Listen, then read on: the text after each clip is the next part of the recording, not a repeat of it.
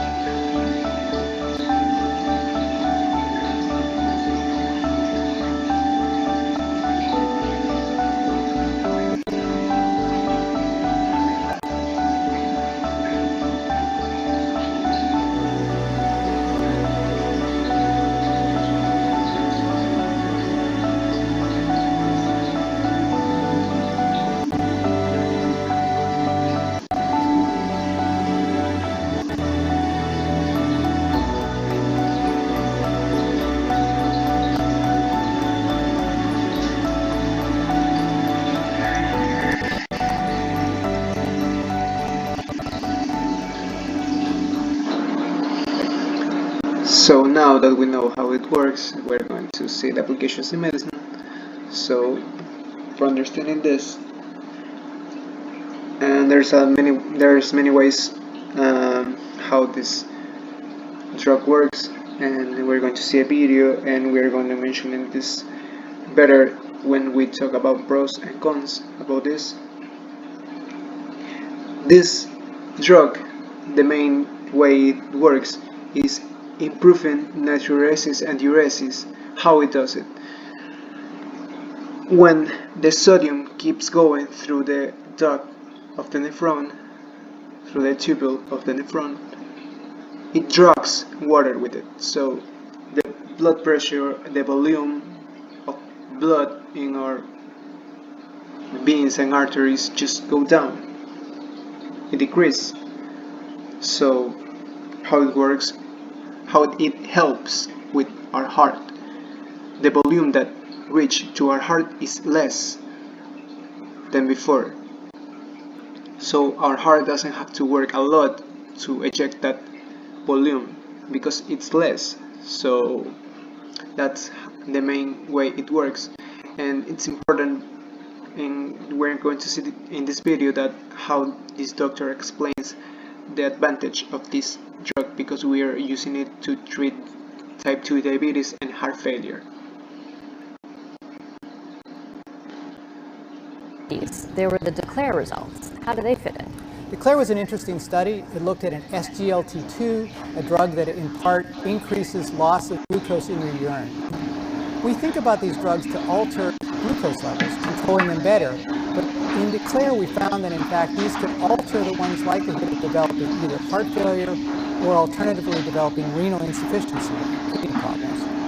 the drug was not effective in preventing development of atherosclerotic disease or coronary disease. But for patients, my perspective is, you tell a patient, I can control your sugars better for a diabetic patient, but I can also reduce your likelihood of developing heart failure or kidney disease, two of the things you worry most about. That's a win.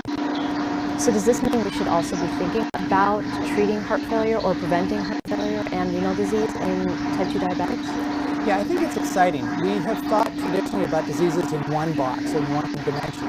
We have drugs that lower glucose, and we thought about them as diabetic treatments. The realities are these drugs have multiple effects, as we're seeing in DECLARE, reducing one's likelihood of developing heart failure, improving one's kidney function as a function of time, but not preventing worsening of kidney function. So I think we're thinking about now these drugs, how we're treating a whole diabetic patient, not only their control of their glucose, but looking at how it might affect their heart as well as their kidneys.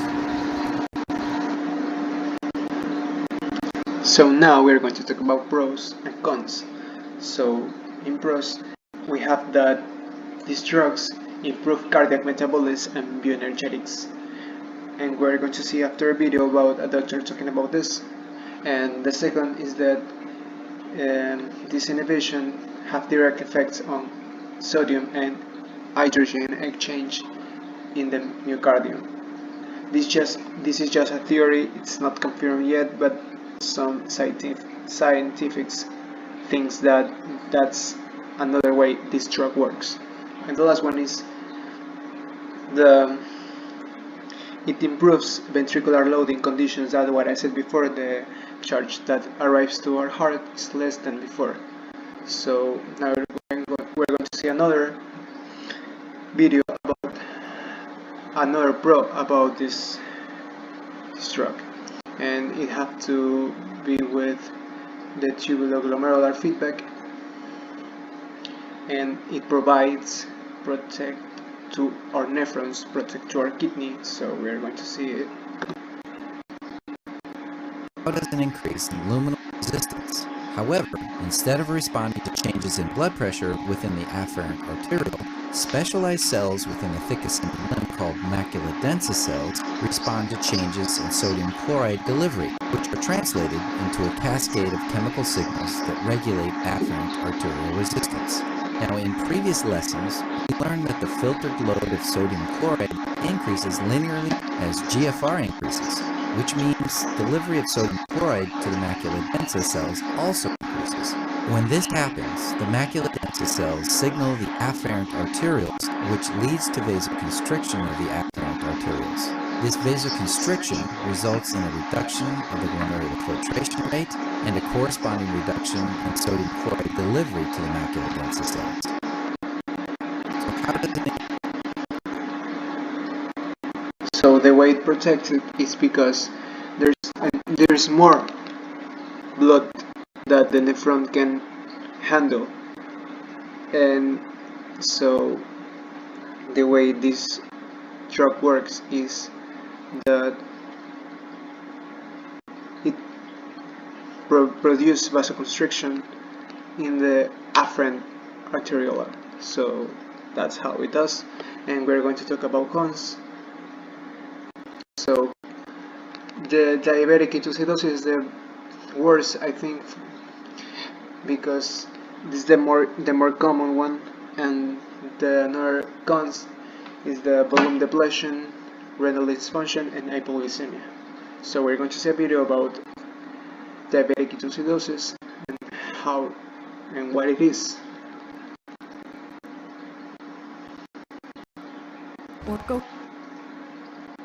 So you have type 1 diabetes. It's something you're going to manage, mostly with insulin, a hormone your body doesn't produce when you have type 1 diabetes. By now, you probably know how and when to give yourself insulin. And if you have an insulin pump, you probably know how to maintain it. But do you know how to tell if something's not working? That's what we'll be looking at. You eat carbohydrates to fuel yourself with energy. Your body breaks down carbs into sugar, which then goes into your blood. Think about it like filling up the gas tank in a car. When you eat, your body stores the carbs to use as energy when you need it later, like filling up the gas tank. Insulin is what opens the tank to let the gas in. As someone with type 1 diabetes, you don't produce insulin naturally, so the sugar doesn't get to where it's supposed to be. That's why you take insulin. If you're not getting the insulin you need, the sugar you eat stays in your blood instead of being stored in the tank. When this happens, your body won't have the fuel it needs when it needs it, and your body will seek out alternative sources to break down into fuel. One of the first sources it looks for is fat. Except when your body breaks down fat, it leaves ketones in your bloodstream that make your blood acidic. Together with high blood sugar, acidic blood from the ketones can make you sick and put your body in a state of diabetic ketoacidosis, or DKA. And DKA is really, really serious. It can even be fatal. The most common reasons for DKA happening are developing type 1 diabetes, missing taking your insulin, getting an infection, and malfunctioning equipment. Your body will give you plenty. So that's some things about DKA, and now we are going to see the way our government, our country apply this drug into our community. So I took this from an article of our government, and it says that this drug is indicated exclusively for the treatment of type 2 diabetes mellitus and contraindicated for type 1 diabetes mellitus. So another thing is consider the risk of diabetic ketoacidosis in patients treated with these inhibitors. And the last one is renal function should be assessed before initiating treatment with these inhibitors and periodically monitor it after it starts. Those are the more important things that I took from that article. So there is an entire article when you can find the way we need, the things we need to take for starting using this drug in patients. So as a conclusion, before my conclusion, I want you to see a video about the way this drug benefits to our health. So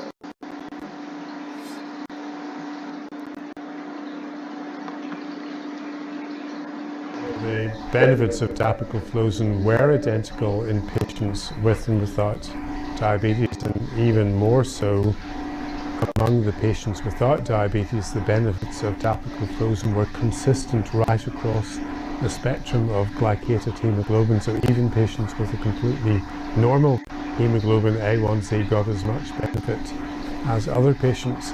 But clearly that questions the idea that in heart failure this is just about lowering glucose, and in fact the patients without diabetes randomized to dapagliflozin had no reduction in hemoglobin A1C either, again questioning the benefits in heart failure just being about reducing glucose. So the alternative possibilities are that these agents do have, at least in the short term, a diuretic effect. That might be beneficial, but it's unlikely to be the whole explanation. These drugs do protect the kidneys, do slow the progressive deterioration in renal function that we see in patients with heart failure. We've reported that with dapagliflozin, both in patients with and without diabetes. And then I think the third idea, at least, is that these drugs might have beneficial effects in the heart. Now, these are largely still in human beings hypotheses, but probably the two major ones are firstly that these drugs might improve myocardial energetics, make the heart more metabolically efficient, and in that way work better. One reason why that might be is because they increase the production of ketones, and you can think of ketones in a very simplistic way as a super fuel for the heart that are more metabolically efficient. And then the other explanation, but again very hypothetical and experimental, is that SGLT2 inhibitors might interact with what's called the sodium hydrogen exchanger on heart muscle cells, cardiomyocytes, and by reducing intracellular sodium, might, for example, reduce the risk of sudden death, but we don't have any firm human evidence for that. It's a speculation. So, as a conclusion, and seeing that video, we can see that this drug have many pros and cons, and it will depend on our patient. So we have to know everything about our patient if he has another disease and consider those things before giving this kind of drug. But we have to already know that these have effects not just to treat one disease. How we saw, it can treat type 2 diabetes and heart failures, even protect the kidneys. So a lot of researches are being made right now, so in the future we could have more solid information about this drug, and know better how to give this to the patients. So that's it. That's all about this presentation. Hope you enjoy it, and thank you.